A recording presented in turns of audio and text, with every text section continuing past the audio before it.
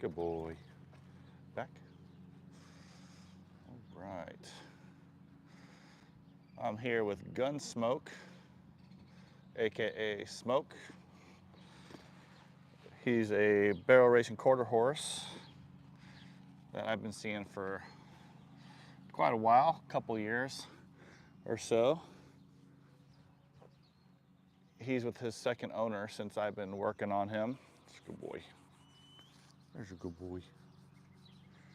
Whew. It's a little chilly out here today, but he's nice and warm. There's a good boy. There's a good boy. You're a good boy. You're a good boy. So the owners are telling me that he's got a sore SI joint, or she specifically asked me to check his SI joint. So I'll definitely be doing that today. And I always check the SI joints no matter what, but especially when somebody is concerned about the SI joint, especially somebody that really knows horses and understands what they're talking about. I'll check it a little bit more closely. Most people just assume that there's only one SI joint because they'll say, well, you check the SI joint.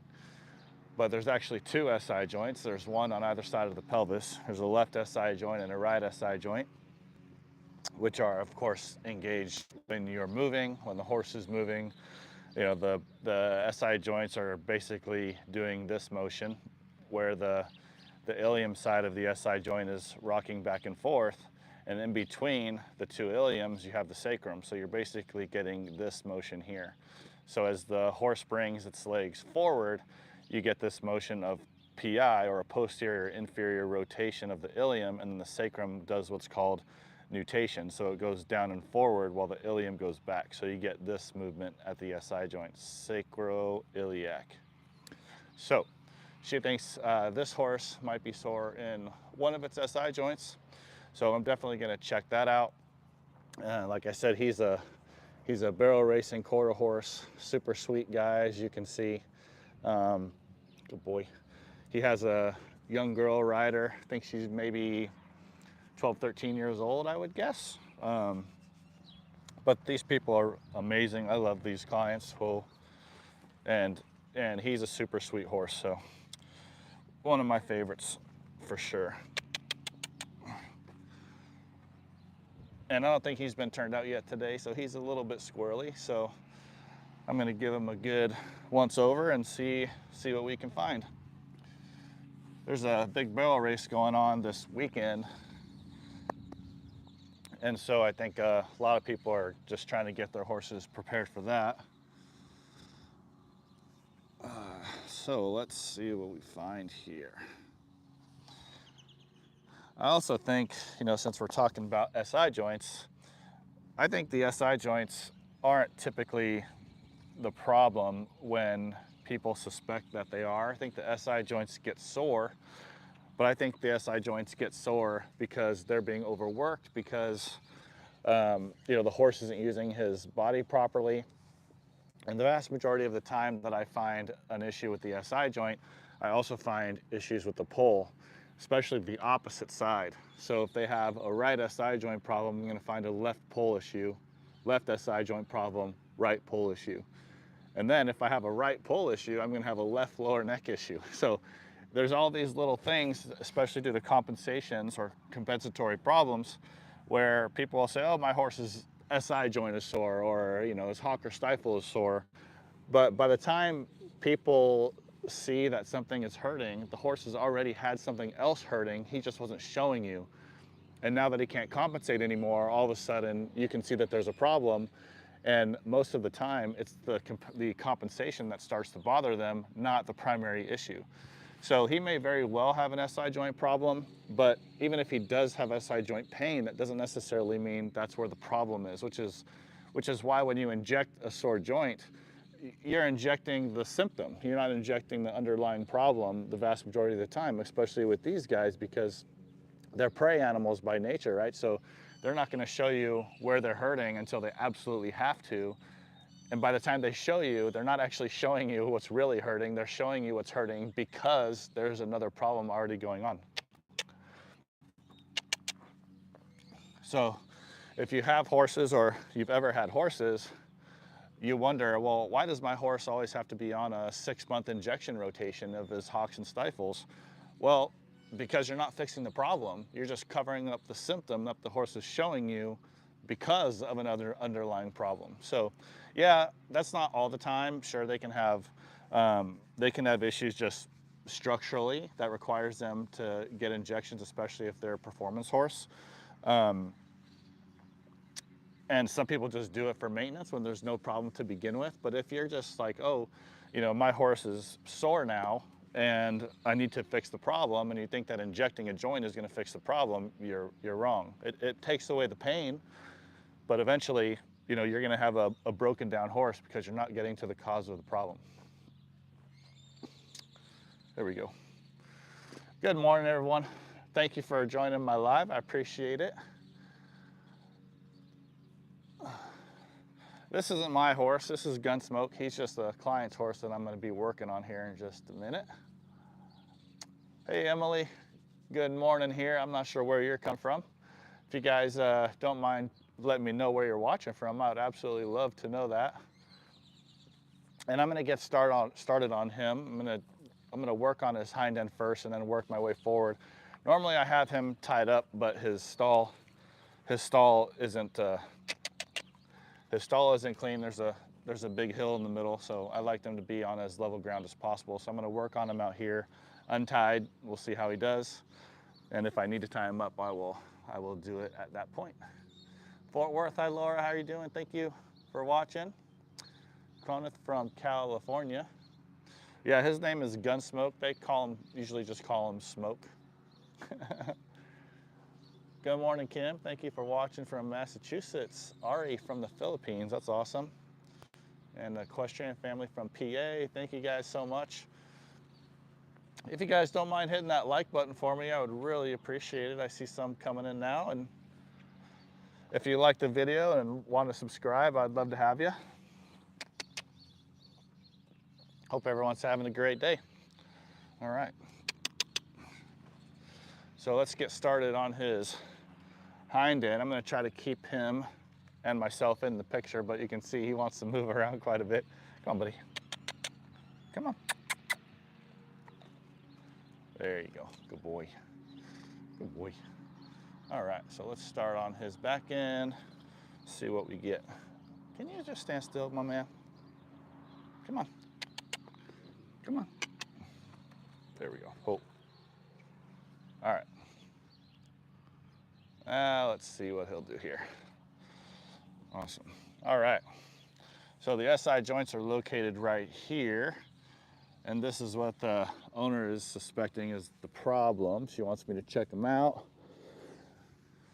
A lot of people will just come up here and they'll look at them and go, oh no, the SI joints are fine.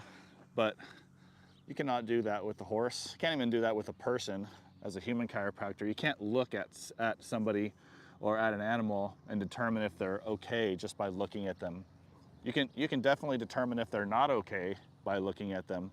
And I say that because, you know, you can look at somebody's posture and how they're standing and determine if their structure is correct or not. But if they are standing properly, oh, good boy. If they're standing properly and they look like their structure is in the correct position just by, you know, looking at them with the naked eye, you can't really determine if the structure is actually correct in that case because of compensation.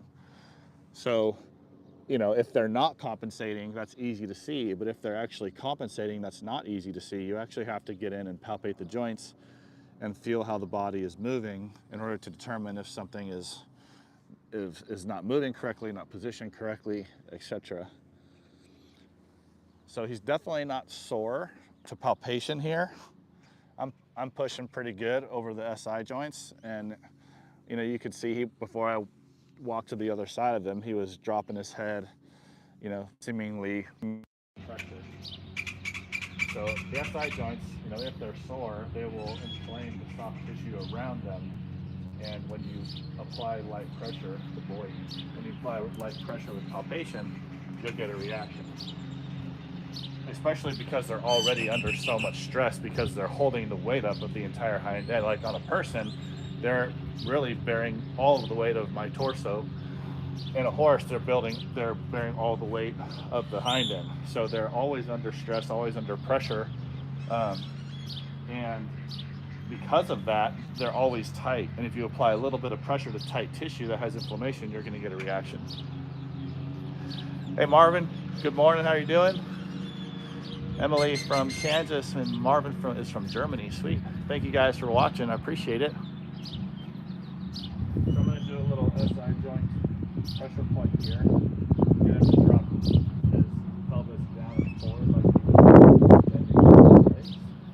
And as you can see, absolutely no pain reaction there whatsoever. And then I'm also going to flex his pelvis at the SI joints to get him to raise his back up. And this is what the pelvis would be doing if he's trying to bring his legs forward. So you can see a little bit of concern there. Head came up, eyes got really wide.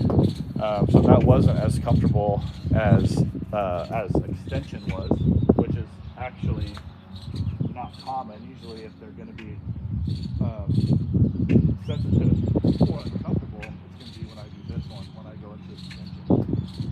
The flexion pressure points usually feel good. See, I hit it again and his head's coming up, so there is a little discomfort right here. Oh, there we go. So just with hitting those flexion pressure points, I got a little release back there. So that would, there we go.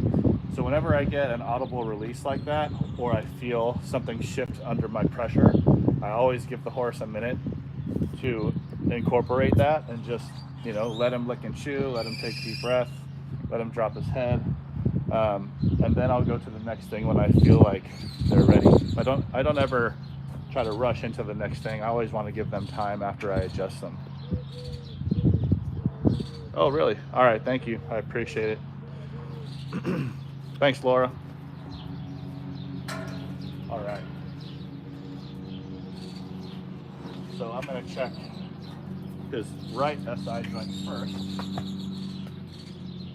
And I like to check this with manual pressure into flexion. So I like to apply the same pressure in the direction as if that leg was coming forward. Over, just want to step over just a little. There we go. Oh, good boy. All right. So I'm just going to apply a little bit of pressure to the underside of the point of his hip. There, putting a little bit of pressure and flexion to the SI. So, and you can see that there is a little bit of discomfort there. So I'm going to see what's going on back here. See if I can adjust this, and then I'll recheck. Yeah, so he's definitely showing me a little bit of sensitivity here. So I'm just going to apply a little bit of pressure slowly. So slower the better when you're dealing with a horse that's got some discomfort. And that way, hopefully they'll let you apply enough pressure to get the joint at tension to where you can then apply it. Good boy. Good boy. And because of the ways that the SI joints move, right, if you have, you know, you're looking at the SI joints and you've got sacrum and ilium, right, and you're walking, so this leg's coming forward, now it's going back, coming forward, now it's going back. Well, the other side, the other leg's doing the opposite. So if this one's going down and forward, this one is going up and back. So you're getting opposite movement at the SI joints. So if I find that I have a tight SI joint on the right side in flexion, then I'm going to check the other side in extension. And even if I don't feel a restriction in extension on the other side, I'm still going to give it a little bit of an adjustment just to make sure I clear out both sides of the pelvis. And the reason for that is, unless it's obvious, you don't really know what side is causing the issue. I can have a high side on the right, which would tell me that that SI joint is stuck in flexion. But if that side's high on the right, then this side is going to be low on the left. And do I know if this side's the problem or if that side is the problem? Not really, because even if one side is sore and the other side isn't, it doesn't necessarily mean that the sore side is the problem, right? Because of compensation. So you always have to think of what am I feeling, what's stuck, and what directions is stuck in, and then what's the other joint on the other side doing, and I need to do the opposite motion there to clear out the system. So that's how I operate anyway. Makes sense to me logically.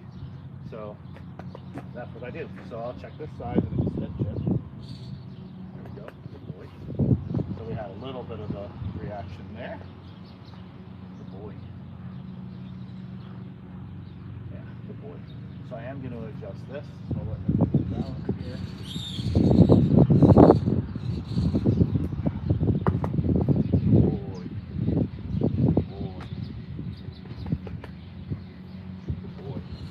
So like I said, whenever I do an adjustment, I always give them a little bit of time.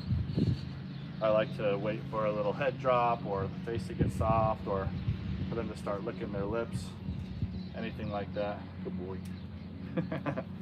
And then I'll go on to the next one. Oh, he's a good boy. He's a good boy. Good boy. Sweet.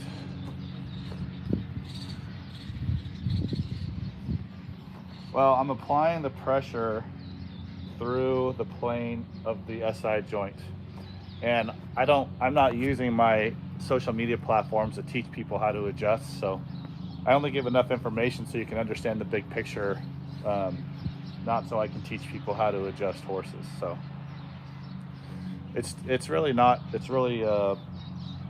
safe, and it's not effective, and you could really cause your horse some pain, and you can hurt them if you don't know what you're doing. So